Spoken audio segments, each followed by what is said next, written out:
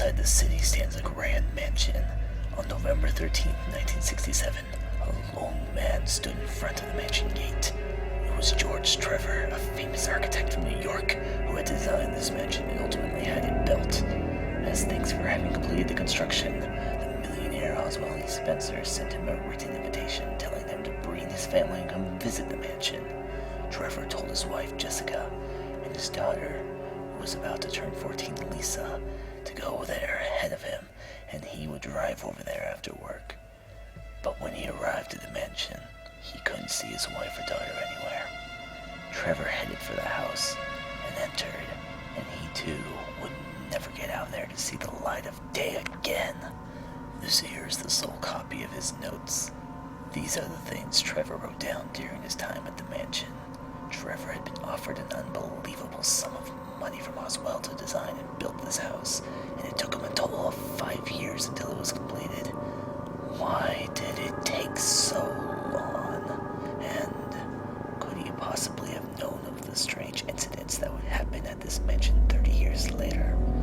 The key to solving these mysteries are somewhere in his notes, and that is how it all began. He had returned to the mansion once again.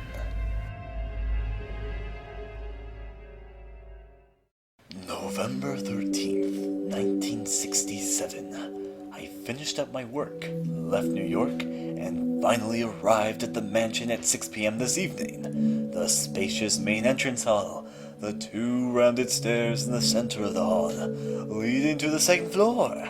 Oh, how I've missed this. I'm very proud of having designed this mansion. It's taken me 5 years to finish this house according to the model Oswald E. Spencer showed me in his office when he wished to hire me for this job. To make sure that Sir Spencer would be satisfied with my carrying out of his request, I poured all of my ability into making this mansion. But no one will ever understand it just from seeing the outside. I saw Sir Spencer with his bleached hair heading down the stairs to meet me. He looked as self-confident as ever. I asked him where Jessica and Lisa were. Aunt Emma suddenly fell ill, and they've taken off to check on her, he said, and it ended up being just the 2 of us raising a toast to the mansion. Spencer and I were the only ones who knew the secret of this mansion, and in the joy over this, we both raised our glasses to one another. Downstairs was the big dining hall, and lined up on the large mahogany table were many wonderful dishes. If you looked up while in the dining hall, you could see through the gallery and the statue of the goddess Rodin, who seemed to be eyeing the buffet in envy. But even so, with only me and him in this huge dining hall, it felt very lonely. Aside from the ticking of the clock by the wall, it was completely quiet. If only Jessica and Lisa had been here. From what he told me, the others had arrived 3 days before I did, and had their fair share of fun in the house.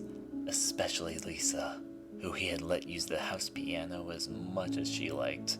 Apparently the song she had played was Beethoven's Moonlight, and the beauty of the melody, he said, had left the full moon looming over the forest with a long face. He said that it had been wonderful, and had even clapped his hands while praising her. I thought of how triumphant she must have felt, and how she must have been smiling. I was hoping that Jessica and Lisa would return in 2 or 3 days, because I am feeling really lonely here without them. Oh well, with so many delicious dishes and wine and all these works of art, I should be able to stay distracted for a while.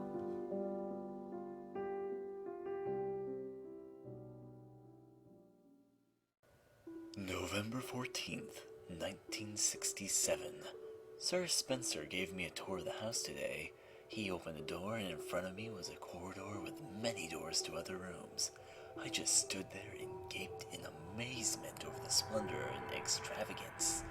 Da Vinci paintings, Raphael statues. In one of the rooms stood beasts, stuffed, their eyes having an eerie glow to them. In another stood an array of medieval knight armors, lined up as if though ready to go to battle. Everything he showed me that day were parts of his collection. It was as expected from a world-famous millionaire. Isn't it wonderful? I was intending to make this mansion a vacation resort for my newly founded business, but not only for our company employees, I was also thinking of letting outside people stay here. From what he told me, it seemed that he was going to launch a pharmaceutical corporation on an international scale in the near future. It seemed that he had decided on the name Umbrella for his new corporation. But if he was planning to make this place a resort for his company, then why was all the secrecy about this house necessary? You'd almost think that was a bit too extravagant, even for him. November 18th, 1967. My wife and daughter are still not back. Is Aunt Emma's condition really that bad? It's inconvenient that no phone lines have been installed yet. I went to the second floor veranda to take my mind off things, and I spotted a number of crows sitting on the handrail. When they saw me, they all cried out in quite an ominous way. I had a bad feeling about all this. That reminds me, a few days ago, I just couldn't shake the feeling that someone was watching my every step. I also saw something strange in the courtyard.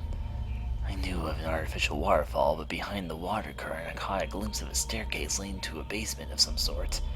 This was not in my original design for this place. When did they manage to? But I couldn't finish that thought before 3 men in white robes suddenly showed up. "And who might you be? Please don't loiter around here and annoy us," said one of them, as if to scold me, and then they escorted me away from there. The white robes they wore had a slight odor of disinfectant. Who are these people? November 20th, 1967. My lighter is gone. I got it from my wife on my birthday, and it was very precious to me. I'm sure that I left it behind in the room with the hunting rifle, no doubt about it. Did someone pick it up and take it with them? Are my wife and daughter coming back? The anxiety is killing me. Spencer just laughed when I expressed my concerns, but I told him that I couldn't bear it and that I would leave to go meet up with them tomorrow. November 21st, 1967. I packed my things and said farewell to Spencer, who followed me down to the first floor and went into one of the rooms. After he had left, I saw a man in a white robe looking at a painting. It was one of the 3 men I had seen in the courtyard. "Life is long, but still so short," he said, while looking at a row of paintings which portrayed a man from when he was born to when he died of old age. "Right about now, your family is..." the old man said, and then he smirked and laughed. Right about now? What was he talking about?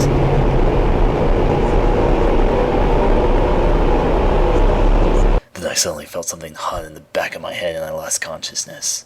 November 24th, 1967. Why did it end up like this? I've been locked in this room for 3 days now. "Pity for you, but it's a matter of security," said the man in the white robe, who came to me with a crude meal. I see. So that's what it was. The only 2 people who knew the secrets of this house are me and Spencer. If I was to die, then he would be the only one who knew. So that's why. But for what purpose? No point of thinking about it. I must try to escape. Oh, what a disgrace to get caught in the trap you set up yourself. What I had put all of my energy into with his house was to design it so that once you had entered, there would be no escape. Spencer most likely would use me to make sure of that now.